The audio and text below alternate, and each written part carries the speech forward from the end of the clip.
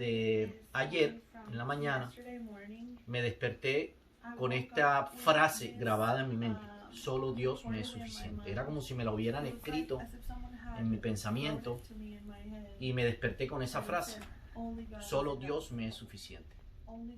Traté de buscarla en la Biblia, pero realmente no existe esa frase como tal. Solo Dios me es suficiente, no existe.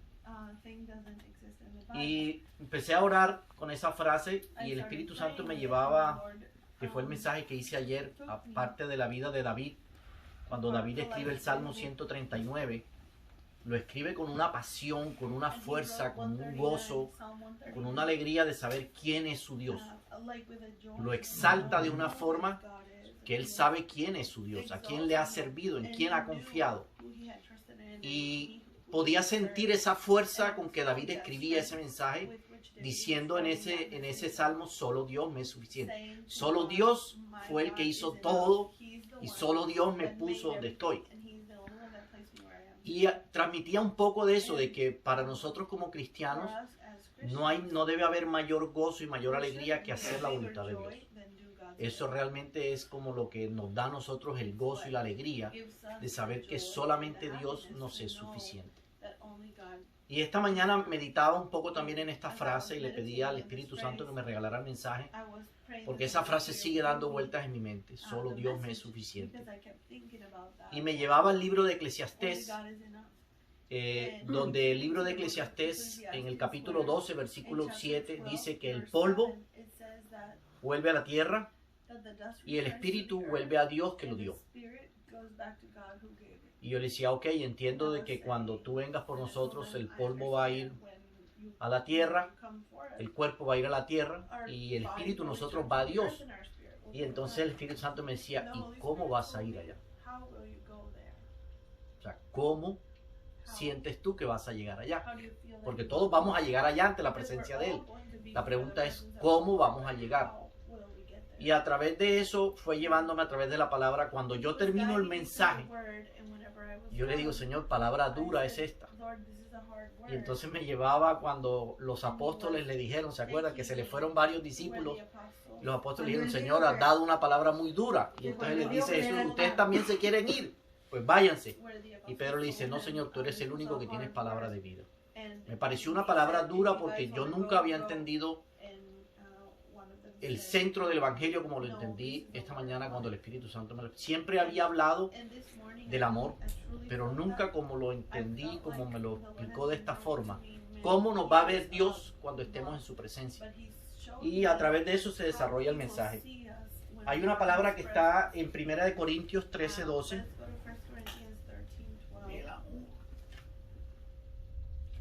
Habla exactamente del amor. Pero en el versículo que me voy a enfocar es el versículo 12 y 13.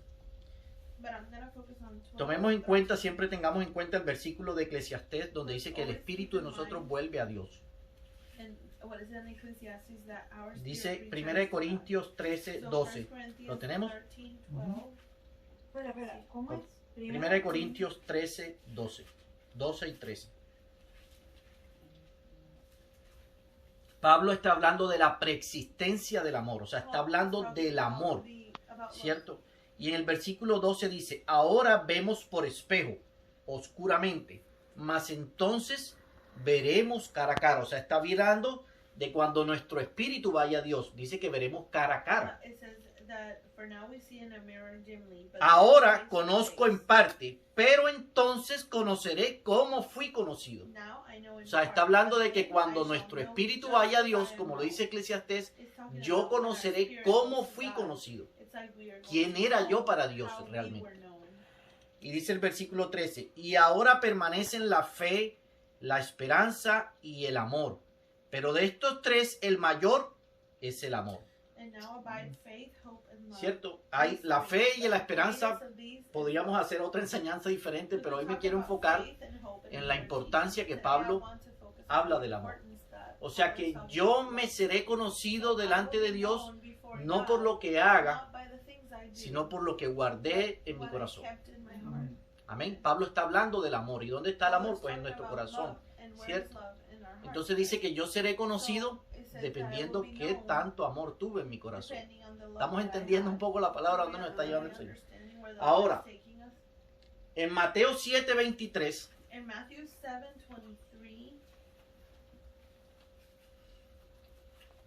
Mateo 7:23 dice, cuando Jesús dice que nunca los conoció, ¿se acuerdan de esos versículos que dice, Señor, en tu nombre echamos fuera demonios? Está hablando de que cuando lleguemos a su presencia. Y dice, muchos le dirán en aquel día, Señor, Señor, no profetizamos en tu nombre echamos fuera demonios, en tu nombre hicimos muchos milagros. Entonces les declararé, nunca os conocí, apartados de mí, hacedores de maldad. O sea, está hablando Jesús de que cuando lleguemos a la presencia de Dios, cuando nuestro espíritu, como dice Eclesiastés, cuando nos conozcamos como Dios nos conoció, ¿cierto? No valdrá lo que hicimos para Dios, sino con qué intención realmente lo hicimos. ¿Qué había en nuestro corazón cuando nosotros hicimos lo que hicimos para Dios? ¿Cómo? It is the mark of the Lo que beast. dice que esa es la verdadera marca de la bestia.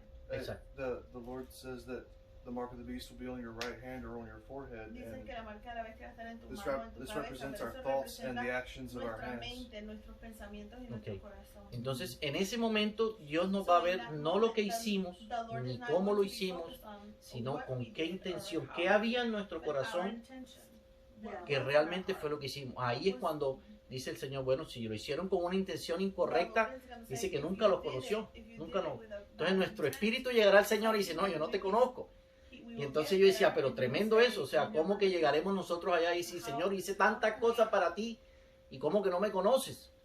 Entonces hablaba me decía lo que hablaba Padre, ¿con qué intención lo hiciste? ¿Había amor en tu corazón cuando lo hiciste hacia la intención correcta? En Juan, quiero que pasemos a Juan 14:23. Todavía no he llegado a lo más duro, eso es duro, pero no he llegado a lo más duro. Juan 14:23.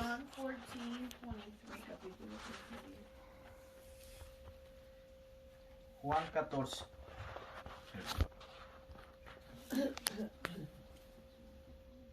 Estamos hablando del amor, ¿cierto?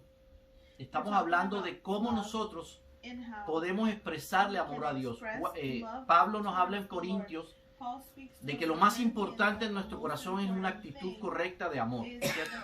Ahora, ¿cómo realmente nosotros, dice la Biblia, podemos expresarle amor a Dios? Podemos hacer las cosas con amor. Juan 14:23 nos dice, el que me ama, mi palabra guardará, y mi Padre le amará, y vendremos a él y haremos morada con él. O sea, cuando Pablo estaba hablando de que lo que iba a permanecer en nosotros era el amor, y de que cómo le expresábamos nosotros el amor a Dios, era a través de qué? De guardar sus mandamientos. Era la forma correcta, o es la forma correcta en que nosotros le podemos expresar amor a Dios. Pero la primera carta de Juan nos habla un poco más de cómo habla realmente, cómo quiere Dios que le expresemos ese amor a través de los mandamientos. Y quiero que leamos dos versículos que están en Juan. Primera carta de Juan. Primera carta de Juan 2:4. Ahí es donde está lo más duro. Sí. En la primera carta de Juan. John 2, ¿qué? Primera carta de Juan 2:4.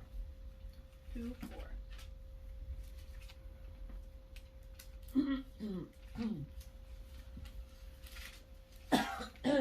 Primera carta de Juan 2:4 dice, el que dice, yo le conozco, y no guarda sus mandamientos, dice, el tal es un mentiroso, y la verdad no está en él. O sea, cuando estamos hablando aquí de que el amor permanece en mí, que el amor debe permanecer a mí para que cuando mi espíritu llegue a Dios, Él puede decir, yo te conozco. Pero la forma en que nosotros les podemos expresar amor a Dios es a través de guardar los mandamientos. Y dice que el que no los guarda y dice que le ama, es un mentiroso. ¿Estamos entendiendo hasta ahí? Y ahí mismo en esa primera carta de Juan, en el capítulo 4, versículo 20, dice, si alguno dice, yo amo a Dios, volvemos a lo mismo, y aborrece a su hermano, es mentiroso. 4:20. Pues el que no ama a su hermano a quien ha visto, ¿cómo puede amar a Dios a quien no ha visto? If someone says I love God and hates Entonces, his brother, he is a liar. Cuando yo digo que amo a He Dios, does not que love en mi his corazón brother, debe permanecer el amor hacia how Dios, can pero he Dios love me dice God que and ese does amor not see que yo le puedo expresar a Él es a través de guardar sus mandamientos. So when the Lord tells ¿Y me cuáles that son I sus can express mandamientos? my love to him through Cuando keeping estudiamos los his mandamientos, 6 mandamientos commandments, and when we están study dirigidos the al prójimo commandments, y 4 they están are dirigidos a about Dios. 6 of them Y are Jesús lo for resumió our en 2, brothers, amarás a Dios. and the Lord y amarás a resumed tu it in prójimo. 2. Pero Love Juan está diciendo aquí God que and si love your brother. en mi corazón hay falta de John is perdón, saying here, if hay my una heart ofensa, lacks retengo ofensas en mi forgiveness, corazón, no or perdono, if I can't dice que forgive, soy un mentiroso.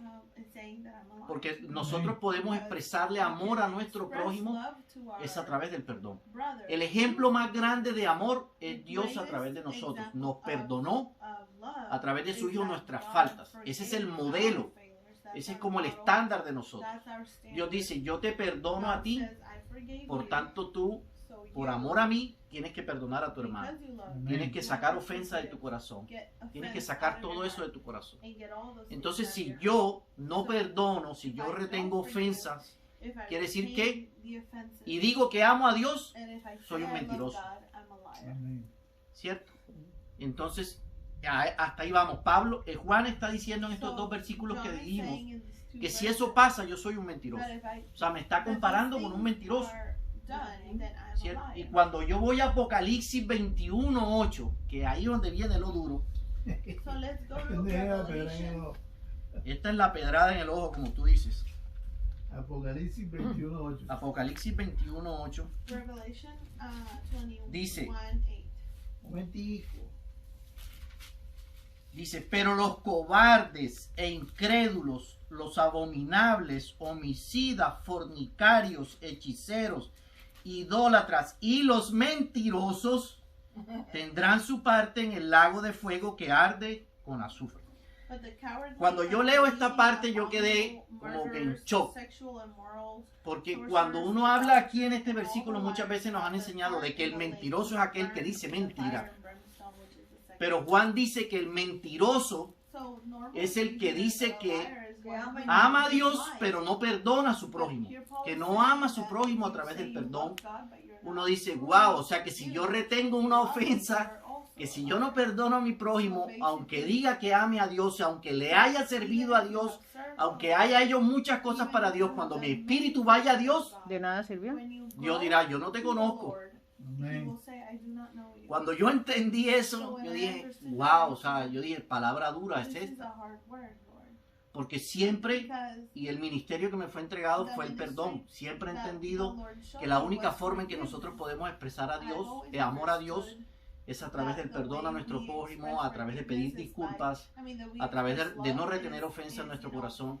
Pero cuando el Espíritu Santo esta mañana me llevaba aún más allá, o sea, de entender aún más de que no solamente es un beneficio aquí perdonar, sino que es un beneficio cuando mi espíritu vaya a Dios y no me llame mentiroso. Yo dije, dura palabra es esta.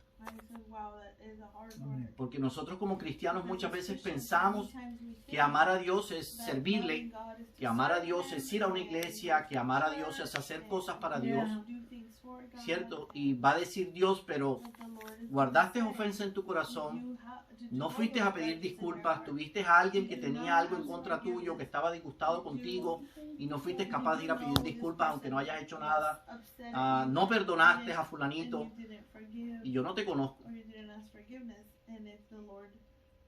Y yo dije, sí Señor, tienes toda la razón. Es una palabra dura, pero es la esencia del Evangelio. Y Juan habla de que si yo no hago eso, por mucho que diga que ama a Dios, dice, soy un mentiroso. Y la palabra dice que mentirosos no entran en el reino de los cielos. Entonces, mentiroso no es aquel, como nos hemos aprendido muchas veces, de que es el que dice mentira. Puede ser que sea también. Además, pero mentiroso es aquella persona que dice que ama a Dios, pero no perdona, que no ama a su prójimo. Y yo dije, Señor, o sea, además del beneficio de nosotros aquí en la tierra de perdonar, de librarnos de esas cadenas de ataduras, de quitarnos esos pesos, esos lastres con que nosotros cargamos a veces por falta de perdón. Voy a tener el beneficio de que cuando llegue a tu presencia, tú me vas a decir, ah, sí, yo te conozco, ven, pasa. Oh, yeah.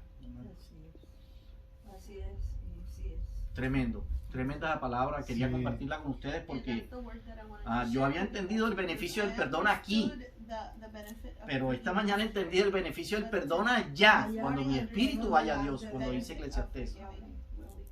Y habla de eso, solo Dios me es suficiente. Cuando yo realmente amo a Dios y Él es suficiente para mí, y Él es todo para mí, Él es mi tesoro, entonces si yo entiendo esta verdad, yo soy capaz de perdonar. Yo soy capaz de dejar pasar ofensas. Yo soy capaz de ir a pedir disculpas, aunque no haya hecho nada. ¿Con qué? Con dos propósitos. El beneficio aquí en esta tierra y que cuando vaya a Dios, Dios no me diga, no, tú eres un mentiroso, tú no entras aquí. Amén. Amén.